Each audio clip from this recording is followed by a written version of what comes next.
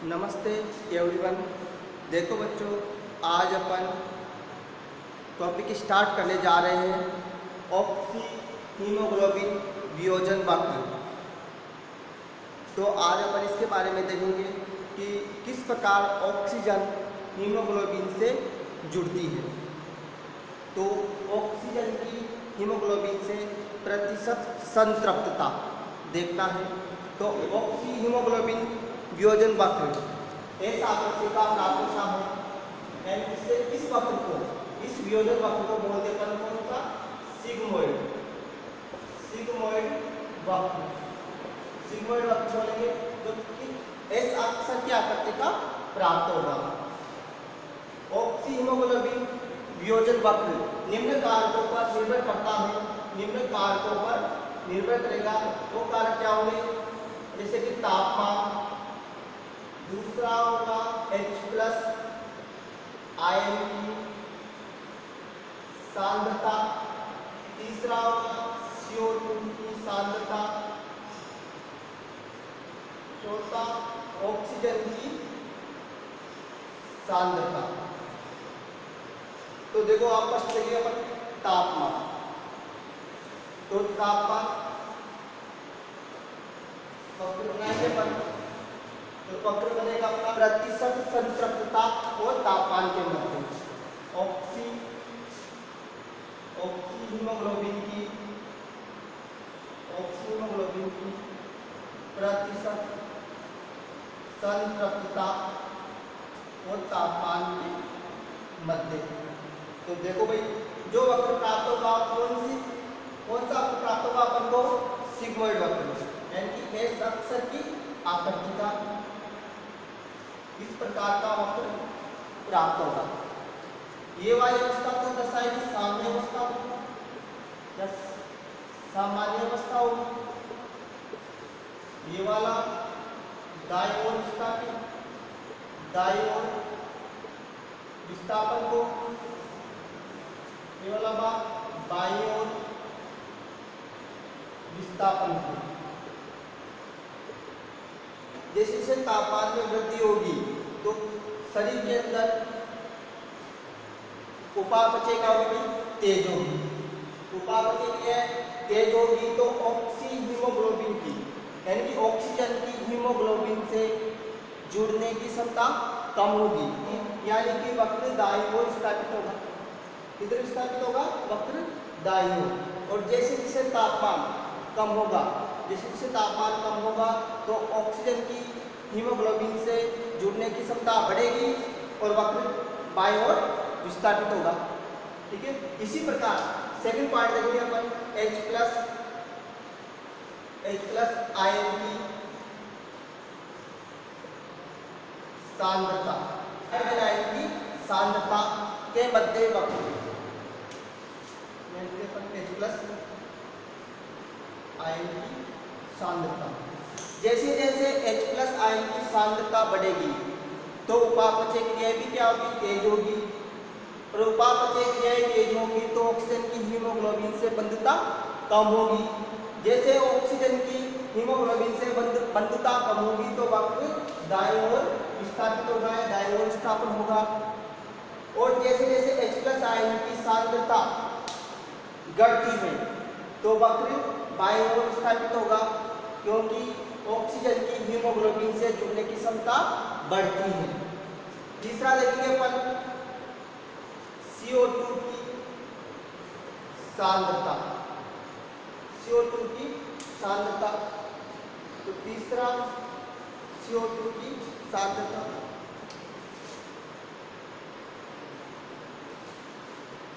CO2 की सांद्रता बढ़ेगी। जब शरीर में CO2 की सांद्रता बढ़ेगी तो वक्र कहाँ विस्थापित होगा? दाईं ओर। और दाईं ओर विस्थापित होगा तो इसको बोलते हैं बोहर प्रभाव। तो वक्र का दाईं ओर विस्थापन होना बोहर प्रभाव। और जैसे जैसे CO2 की सांद्रता कम होगी तो वक्र बाईं ओर विस्थापित होगा। इसके बाद देखिए अपन ऑक्सीजन की सांद्रता, यानी कि O2 की सांद्रता। जैसे जैसे O2 की सांद्रता बढ़ेगी तो वक्र इधर विस्थापित होगा बाईं ओर, और जैसे जैसे ऑक्सीजन की सांद्रता घटेगी तो वक्र दाईं ओर विस्थापित होता है। तो ये पढ़ा अपन ने ऑक्सी हीमोग्लोबिन वियोजन वक्र। और इसके कारक देख लिए अपन ने कौन कौन से कारकों पर निर्भर करेगा। ये तापमान, H+ आयन की सांद्रता, CO2 की सांद्रता और ऑक्सीजन की सांद्रता। यानी तापमान बढ़ेगा तो वक्र दाईं ओर विस्थापित होगा, घटेगा तो बाईं ओर विस्थापित होगा। इसी प्रकार H+ आयन की सांद्रता बढ़ेगी तो वक्र दाईं ओर विस्थापित होगा। अगर H+ आयन की सांद्रता घटेगी तो वक्र H+ आयन की सांद्रता घटेगी तो वक्र बाईं ओर विस्थापित होगा। इसी प्रकार CO2 की सांद्रता बढ़ेगी तो वक्र दाईं ओर विस्थापित होगा, और इसे बोलते अपन बोर प्रभाव।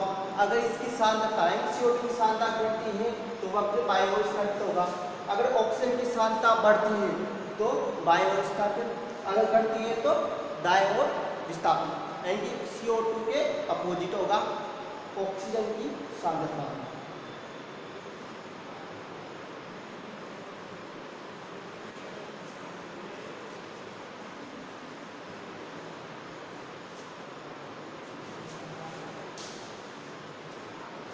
अगला टॉपिक होगा अपना श्वसन संबंधी रोग।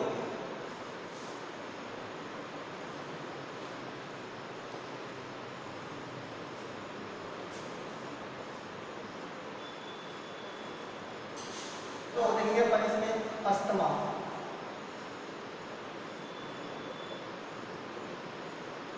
श्वसन नाल में क्या हो जाए, संकुचन। श्वसन नाल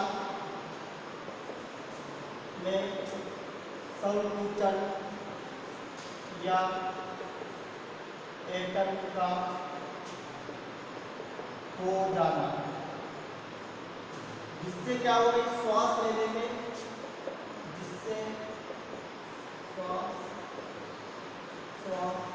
लेने में तकलीफ होती है। ठीक है, तो श्वसन नाल में संकुचन या एटम हो जाने से श्वास लेने में क्या होगी, तकलीफ होती है। इसे बोलते हैं क्या, अस्थमा। इसे अस्थमा बोलेंगे। अस्थमा के कारण, अस्थमा किन कारणों से हो सकता है, अस्थमा के कारण लंबे समय तक जुकाम रहने से, लंबे समय तक जुकाम रहने से, आनुवांशिक कारणों से, यानी डायरेक्ट माता पिता से भी आ सकती है बीमारी। अगर माता पिता के अंदर होगी तो बच्चे में भी हो सकती है। अत्यधिक तेलीय व वश्य पदार्थों के सेवन से, अगर देखिए अपन अस्थमा के लक्षण, अस्थमा के लक्षण इसमें होगा ट्रेकिया या श्वसन नाल में श्लेष्मा का जमा हो जाना। ट्रेकिया या श्वसन नाल में श्लेष्मा का जमा हो जाना, तकलीफ होना,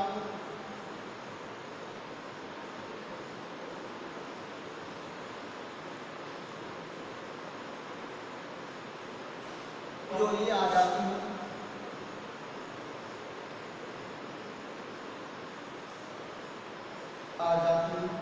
ठीक है। किन कारणों से हो सकता है, लंबे समय तक जुकाम रहने से, अनुवांशिक कारणों से, अत्यधिक तेलीय व वश्य पदार्थों के सेवन से। इन पदार्थों का सेवन करने से भी अस्थमा हो सकता। लक्षण अस्थमा जब हो जाएगा व्यक्ति में तो कौन कौन से लक्षण अपन को दिखाई देंगे।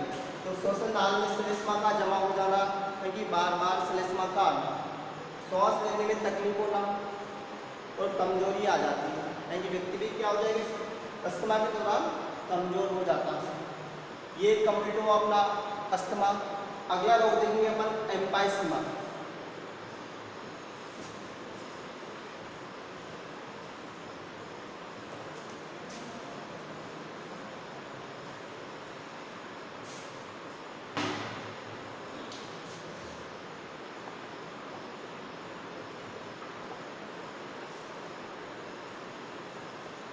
एम्फाइसीमा से बोलते हैं वात स्फीति। एम्फाइसीमा यानी वात स्फीति। इस रोग का इसमें अर्थ होगा भाई, इसका अर्थ होगा एम्फाइसीमा का कि फेफड़ों में वायु का भर जाना, फेफड़ों में वायु भर जाना, फेफड़ों में वायु भर जाना। फेफड़ों में वायु कब भरेगी? जब फेफड़ों के अंदर कूपिका क्या हो जाएगी? क्षतिग्रस्त, कूपिकाओं का क्षतिग्रस्त हो जाना। ठीक है, तो ध्यान रखना। तो संरचनात्मक व क्रियात्मक इकाई कूपिका क्या होगी भाई? कूपिका। जब नष्ट आएगी तो कूपिकाएं नष्ट हो जाने पर फेफड़ों में क्या बढ़ जाएगा? इनकी वायु बढ़ जाएगी। ठीक है, तो इसे बोलते पर क्या? एम्फाइसीमा या वात स्फीति के कारण, एम्फाइसीमा के कारण धूम्रपान से अधिक, धूम्रपान से या धूम्रपान करने से लंबे समय तक अस्थमा रहने से, तीसरा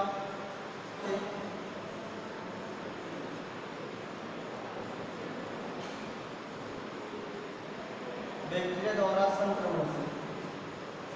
तो ये सब इसके कारण है एम्फाइसीमा, यानी कि अधिक धूम्रपान से, लंबे समय तक अस्थमा रहने से और बैक्टीरिया द्वारा संक्रमण से, ये सब कारण होगा एम्फाइसीमा।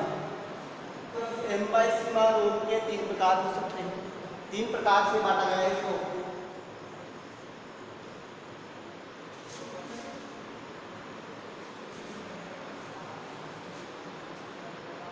3 प्रकार। फर्स्ट क्वेश्चन, दूरस्थ नलिकीय एम्फाइसीमा,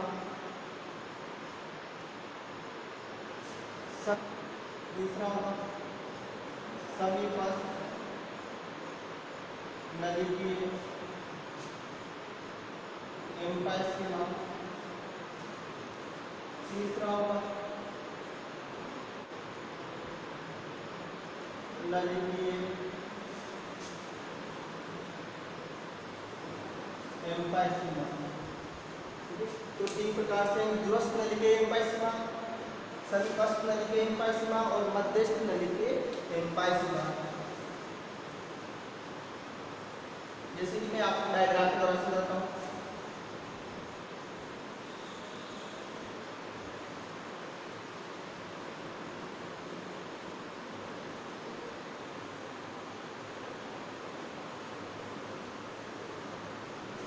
इसमें 3 प्रकार से बांटा गया है, दूरस्थ नलिकीय एम्फाइसीमा, समीपस्थ नलिकीय एम्फाइसीमा और मध्यस्थ नलिकीय एम्फाइसीमा।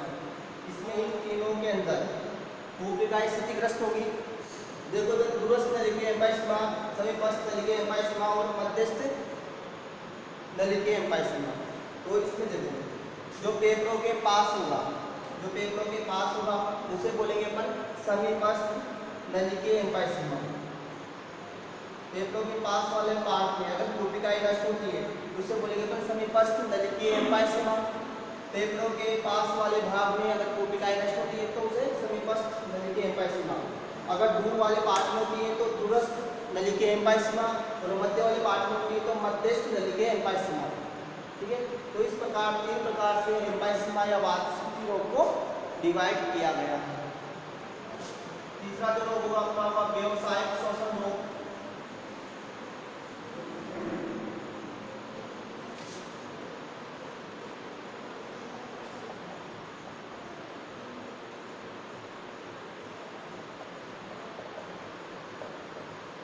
व्यावसायिक शोषण रोग।